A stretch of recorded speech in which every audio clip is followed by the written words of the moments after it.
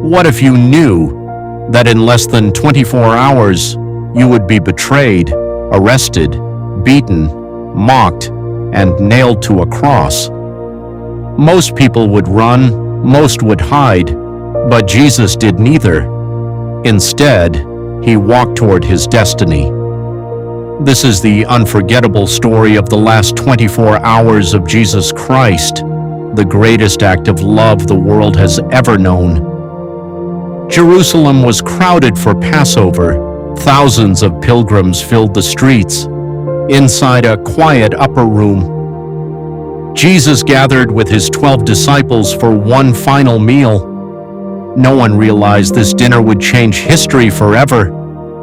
Jesus looked into the faces of the men he loved.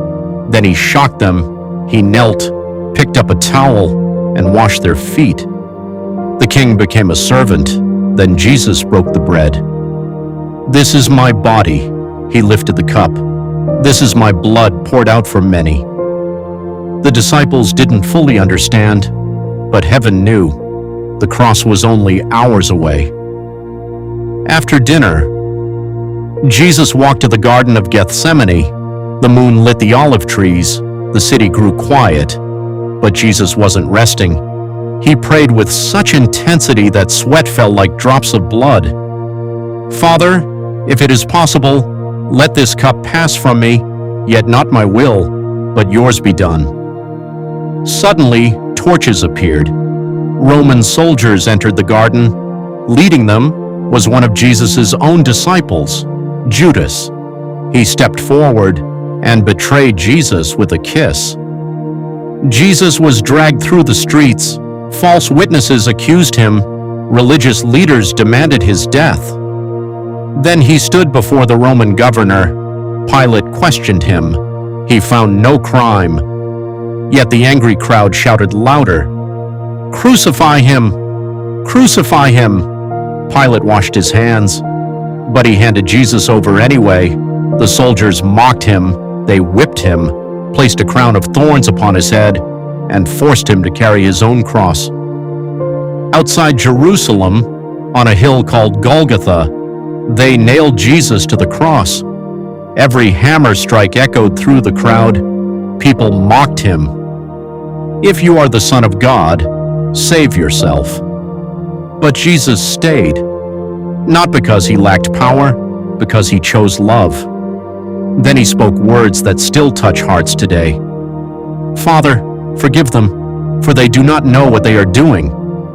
Hours passed. Darkness covered the land. Then Jesus cried, "It is finished," and he gave up his spirit.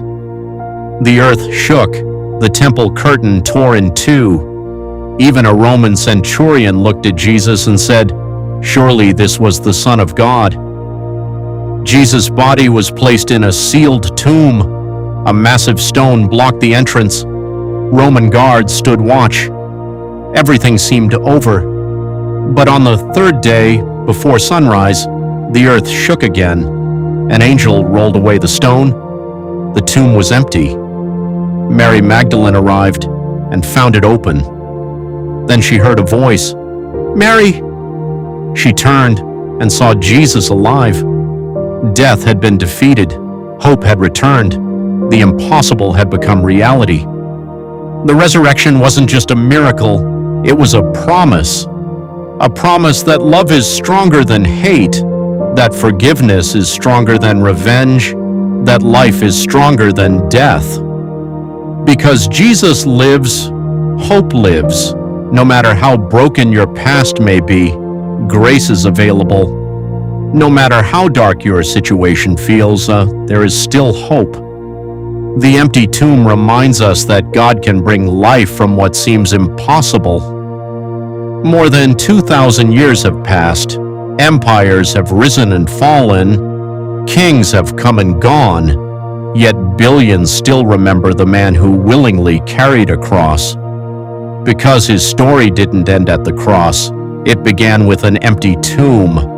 If this message touched your heart, please like, subscribe, and share this video with someone who needs hope today. And let us know in the comments, what does Jesus' sacrifice mean?